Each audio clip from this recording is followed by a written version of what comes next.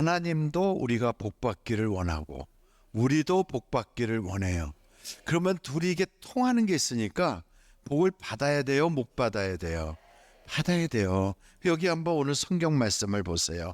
여러분이 가지고 계시는 성경 민수기서 6장입니다. 거기에 24절부터 한번 볼까요? 여호와는 내게 복을 주시고 너를 지키시기를 어떻게 하신다? 원하며. 누가 원하는 거예요? 하나님이 원하고 계세요. 그리고 25절 한번 보세요. 여호와는 그의 얼굴을 내게 비추사 뭘 주시기 원한다고요? 은혜 베푸시기를 원하며. 그 다음에 26절 우리 다 같이 한번 읽어보실까요? 시작. 여호와는 그 얼굴을 내게로 향하여 드사 평강 주시기를 원하노라 할지니라 하라. 하나님은 우리가 복 받기를 원해요. 그러니까 여러분 하나님 잘 믿으면 복 받을까요? 못 받을까요? 복 받아요. 그래서 하나님 잘 믿었던 그런 나라들, 특별히 나라 국기에 십자가가 이렇게 들어가 있는 나라들이 굉장히 많거든요. 근데 그런 나라들이 대부분 다 잘 살아요. 가서 보면 지금은 그렇게 잘 믿지도 않는데 어떻게 저 사람들은 저렇게 잘 살까? 그 부모 때, 그 할아버지 할머니 때 그때 예수님을 잘 믿었더니 성경 말씀대로 그 후손으로 천대 이르도록 복을 주리라 하신 말씀이 이루어지고 있는 거예요. 그래서 여러분, 우리도 마찬가지로 하나님 잘 믿어야 되겠다 이런 생각이 들지 않아요? 우리 민족의 역사는 5,000년의 역사를 가지고 있어요. 그 5,000년 동안 정말 한번 돌이켜보면 우리가 안 믿어본 종교가 거의 없잖아요. 천지신명도 믿어봤고 산신령, 용왕님 별거 다 믿어봤지요. 불교도 믿었어요. 불교를 믿어서 그렇게 흥왕할 줄 알았는데 한번 고려 시대를 보세요. 고려는 국시가 불교잖아요. 그 결국 거란족의 끊임없는 침입으로 나라가 참 고통받다가 나중에는 몽골의 침입으로 결국 몽골의 종이 되고 몽골의 사이가 되고 피가 막 섞여버리고 그렇게 되거든요. 우리는 단일 민족이라고 하지만 실은 알고 보면 어떤 피가 흘러 들어왔는지 모를 지경이 된 거지요. 그러고 나서 결국 그 후유증으로 고려가 망해버렸어요. 그리고 나서 그 다음에 조선이 들어왔는데 조선은 다 아시는 것처럼 성리학으로 나라의 그런 기강을 잡았잖아요. 유교가 들어와서 우리나라에 제사 문제가 생겼다고요. 부모님에 대하여 조상에 대한 제사. 그러면서 그 제사로 그냥 500년 내내 제사 문제가 있었는데 결국 그 기간 동안 어떻게 우리나라가 살았을까요? 임꺽정의 난, 홍경래의 난, 온갖 난이 일어났어요. 왜요? 살기 힘들어서. 뿐만 아니고 임진왜란, 병자호란 뭐 그런 여러 가지 외국의 침략뿐 아니라 나중에는 일본에 그냥 나라가 통째로 먹혀가지고 일본의 종이 됐어요. 나라가 망한 거지요. 그러니까 여러분 그렇게 잘 숨겼는데도 나라가 망해버렸어요. 그때 그 고난 속에 있을 때 하나님께서 우리를 사랑하셔서 복음이 들어오게 하셨어요. 예수를 믿을 수 있는 놀라운 기회가 우리에게도 온 거예요. 여러분 그 축복이 우리에게 기회로 찾아왔어요. 그래서 여러분 우리나라를 가만히 보면 그 초창기에 우리 예수 믿었던 사람들이 이상재, 안창호 또 혹은 뭐 서재필, 김구, 이승만, 조만식 이런 사람들 다 애국자들이 다 예수를 믿었잖아요. 그러니까 결국은 그 힘으로 하나님이 우리나라를 지금 이와 같이 성장시켜서 정말 남에게서 얻어먹던 나라가 남을 도와주는 나라가 됐다고요. 이런 나라는 전 세계 대한민국이 유일하다고 그래요. 이렇게 복받은 나라가 되어가지고 그래서 우리나라가 옛날에는 우리보다 훨씬 앞서가는 나라들을 선진국가, 선진국 이렇게 불렀는데 우리도 어느 순간에 선진국이 되어 있는 거예요. 문화, 예술, 그리고 각종 기술과 또 그 여러 가지 그 물품에서 탁월하게 인정을 받으면서 우리가 남들보다 앞서가는 나라가 됐다고요. 그러니까 여러분 이런 이야기를 하면 어떤 분은 목사님 우리는 젓가락을 사용하니까 머리가 좋잖아요.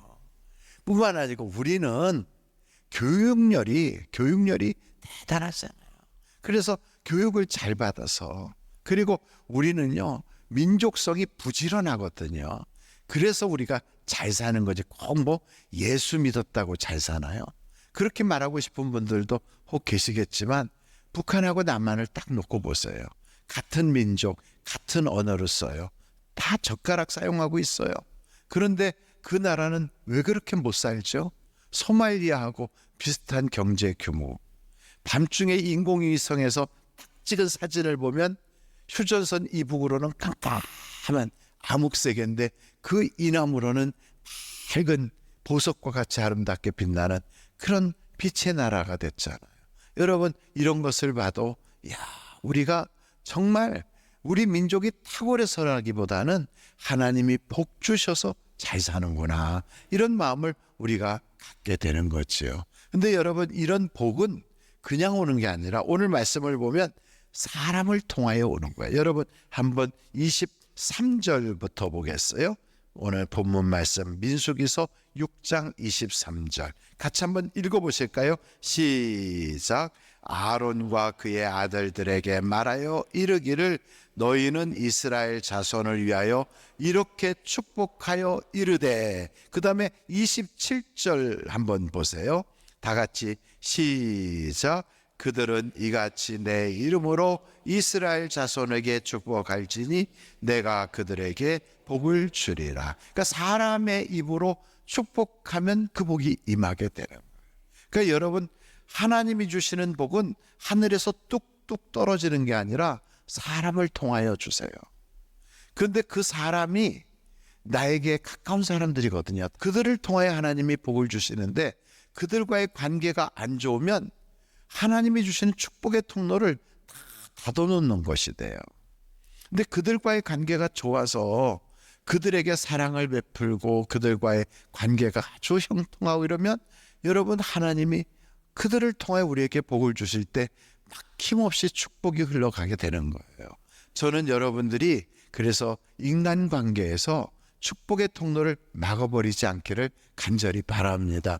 가족 간에도 그렇고 교우들 간에도 그렇고 이웃과의 관계도 그렇고, 우리는 그 사람들이 우리가 보기에는 아무것도 아닌 것 같고 내게 뭐 아무런 영향을 안 줄 것 같아도 그렇지 않아요. 하나님은 그들을 통하여 다 내게 축복을 주는 거예요. 나도 또 그들에게 축복을 주게 되고, 그래서 사람과 사람 사이에 간극이 생기지 않도록, 거기에 다 하나님의 축복이 막히지 않도록 여러분들이 그리하기를 간절히 바랍니다. 그래서 여러분, 이렇게 전심으로 하나님께 돌아오면 복이 임하게 돼 있어요.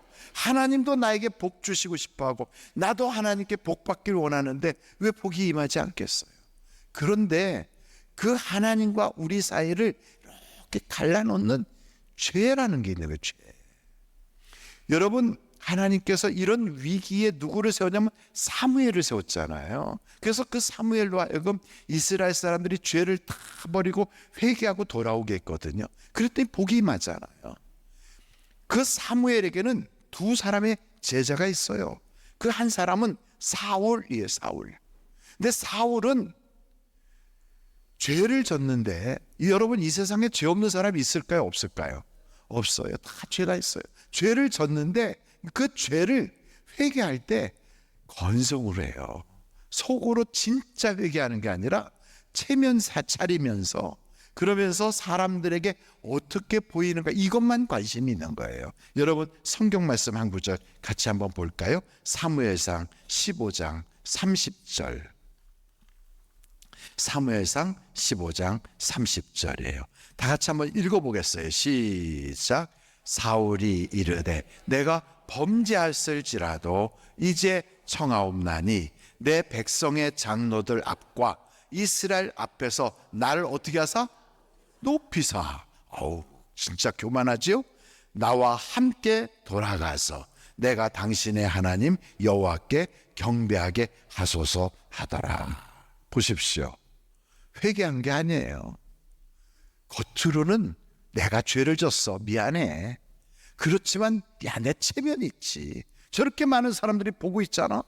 그리고 이 백성들의 아주 중요한 인물들이 다 있는데 여기서 나를 망신 줘? 그럼 안 되지. 나를 좀 높여서 내 체면을 좀 세워줘봐. 그럼 내가 당당하게 가서 하나님께 예배할게. 겉으로는 예배도 있어요. 겉으로는 말로는 잘못했다고도 해요.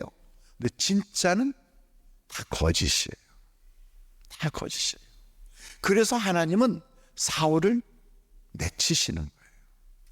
그런데 다윗은 어떤가? 여러분, 제가 말씀드렸죠? 죄 없는 사람이 있어요, 없어요? 없어요. 다 사람은 허물이 있어요. 그런 그 허물 속에 다윗은 어떻게 회개하는가 보세요. 한번 시편을 보세요. 51편 9절이에요.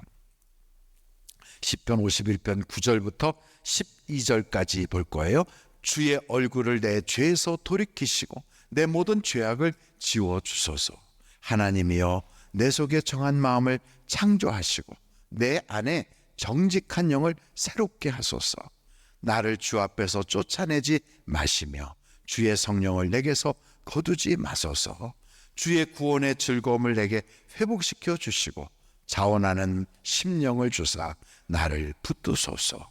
17절 같이 한번 읽어볼까요? 시작. 하나님께서 구하시는 제사는 상한 심령이라.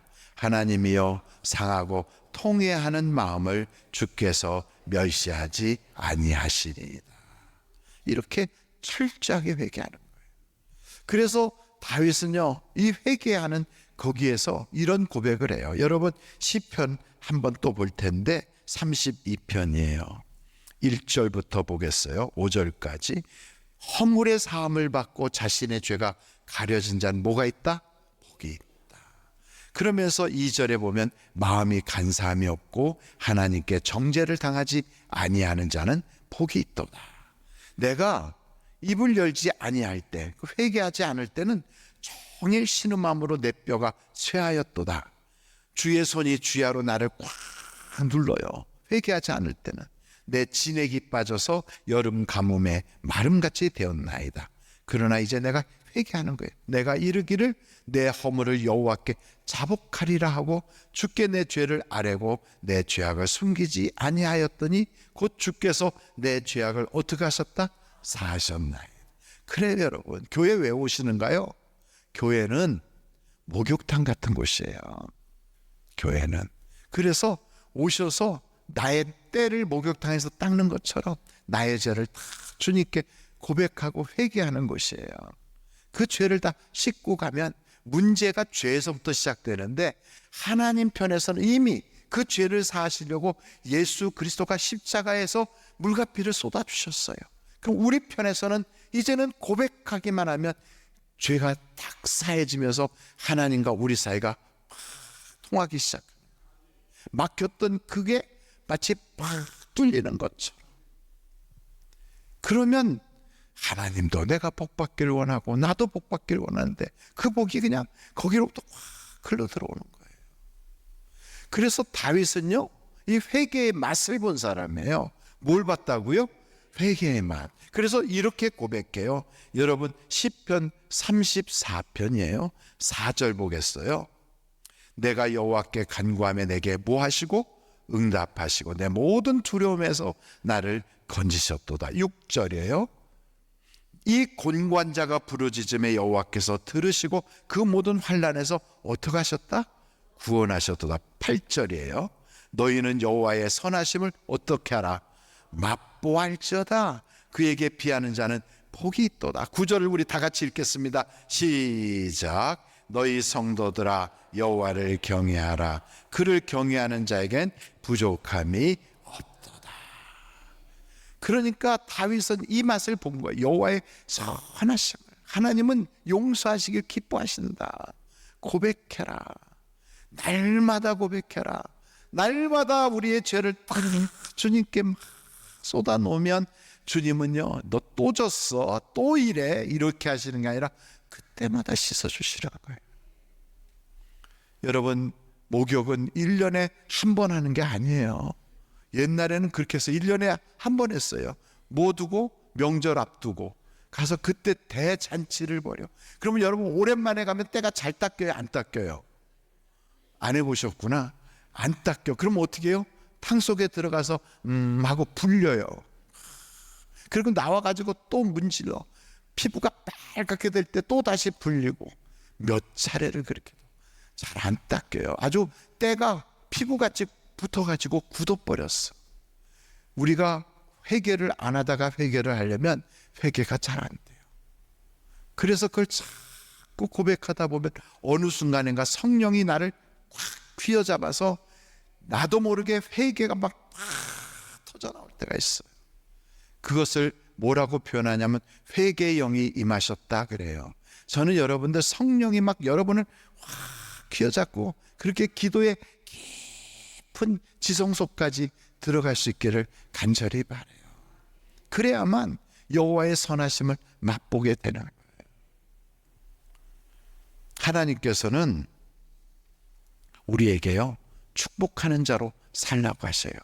왜냐하면 제사장들을 세워놓고 그들로 하여금 축복하면 말한 대로 하나님이 이루어 주시잖아요. 우리가 제사장이에요. 한번 성경 보겠어요. 베드로 전서 2장 9절이에요. 같이 한번 읽겠어요. 시작. 그러나 너희는 택하신 족속이 왕같은 제사장들이 거룩한 나라요 그의 소유가 된 백성 이는 너희를 어두운 데서 불러내어 그의 기이한 빛에 들어가게 하신 이의 아름다운 덕을 선포하게 하려 하십니다. 우리는 누구라고요? 왕같은 제사장. 여러분 제사장은 뭐 하는 사람일까요? 두 가지를 해요. 제사 드리는 거죠. 물론 그 제사는 예배일 수도 있고 지금은 기도일 수도 있어요. 백성들의 그 문제를 놓고 하나님께 기도하는 거예요. 그게 바로 제사장이 하는 일이에요. 두 번째는 그들에게 너희 죄가 해결됐다. 하나님이 너에게 복 주신다고 축복을 선포하는 일을 하는 거예요. 그러니까 제사장은 두 가지를 하는 거예요. 그러니까 여러분 우리가 교회 안에서도 보면 어려운 사람들, 문제 있는 사람들 뭐 이런 그런 일들이 생기는 사람들을 보잖아요. 그럼 어떻게 해요? 그들을 위하여 우리는 제사장이니까 기도해 줘야 되는 거예요. 나라가 어려워요. 선거철만 되면 복잡해져요. 뭐가 진리이고 뭐가 거짓인지를 알 수가 없어요. 저는 더더군다나 모르겠더라고요. 워낙에 대단한 분들이 막 하시니까 마치 있죠?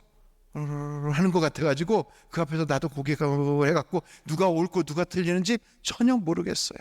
그래서 그날 누구에게 투표할까 그러다가 가만히 생각해보니까 연필 굴려가지고 나오는 그거 찍어야 되나 이런 생각이 들 만큼.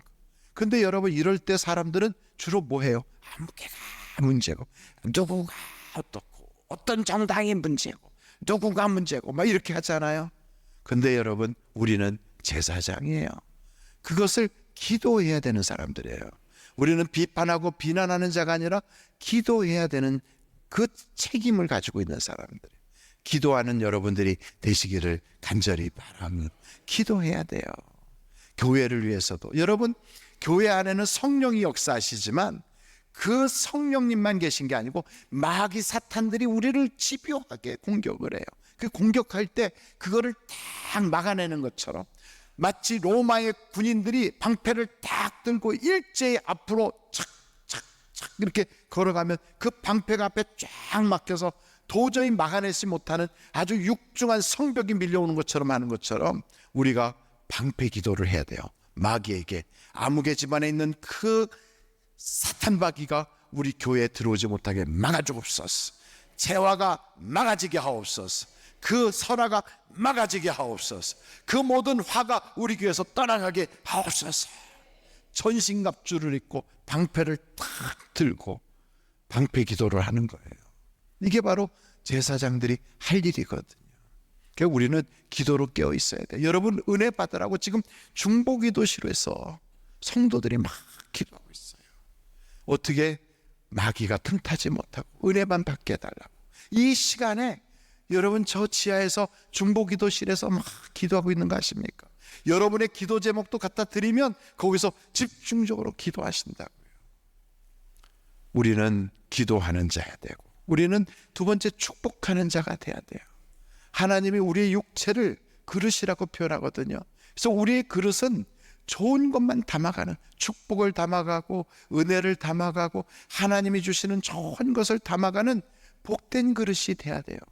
그런데 이 그릇에다가 아주 안 좋은 비난을 담아가고 비판을 담아가고 설화를 담아가고 또 혹은 각종 안 좋은 것들을 막 담아서 옮기는 그런 그 나쁜 그릇이 된다면 그 마귀의 도구가 되잖아요.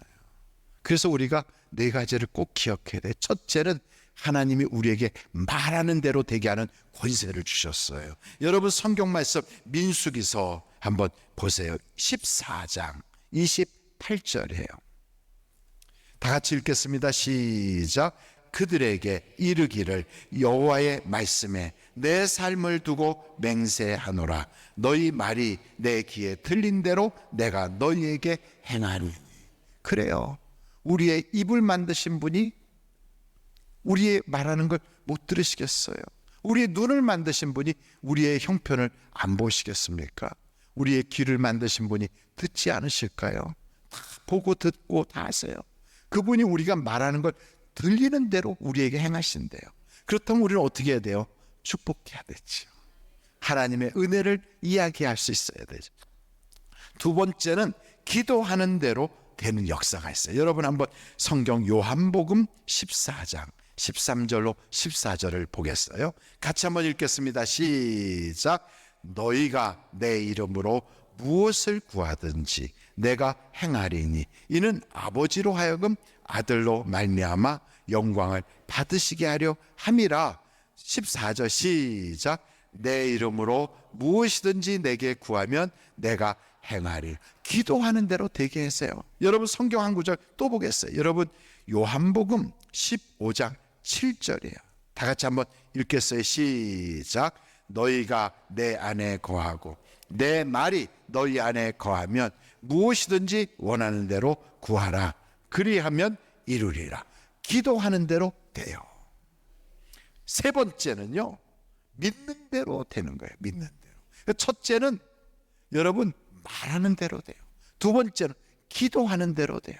세 번째는 믿는 대로 돼요. 여러분 성경 말씀 마태복음 9장 29절을 보세요. 다 같이 한번 읽어볼까요? 시작. 이에 예수께서 그들의 눈을 만지시며 이르시되 너희 믿음대로 되라 하시니. 믿음대로 되는 거예요. 그러니까 믿음이 부정적인 믿음, 안 된다는 믿음, 안 좋은 믿음을 가지고 있으면 그대로 돼요. 그러나 긍정적인 믿음, 하나님만 하신다고 하는 믿음, 이 모든 일은 된다고 하는 믿음을 가지면 겨자씨만한 믿음만 있어도 역사가 일어나요. 믿음대로 돼요. 저는 여러분들이 믿음 있기를 간절히 바랍니다.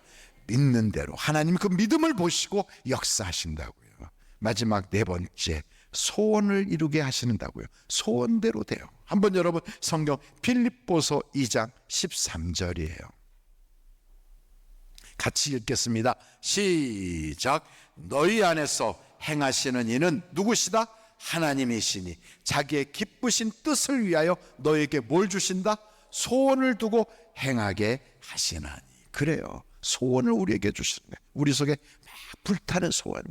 꿈을 꾸면 이루어지고 소원을 가지면 이루신다고요. 네 가지 꼭 기억하세요. 말하는 대로 돼요. 두 번째는 기도하는 대로 돼요. 세 번째는 믿는 대로 돼요. 네 번째는 꿈꾸는 대로 돼요. 되게 하신다고요. 어떨 때 하나님과 우리 사이에 시온의 대로가 쫙 열려지며, 그래서 그 사이에 죄의 문제가 해결돼야 돼요. 그래서 교회 와서 여러분 다윗처럼 회개하세요. 사울처럼 체하지 말고 다윗처럼 하나님께 정말 주님의 마음에 들게 하면 내가 다윗을 만나니 내 마음에 합한 자다 했던 것처럼 오늘 여러분 이 예배가 그런 예배가 되어서 여러분의 인생에 하나님이 주시고자 하는 복, 은혜, 그리고 그 평강이 가득가득하시기를 주님의 이름으로 축원합니다.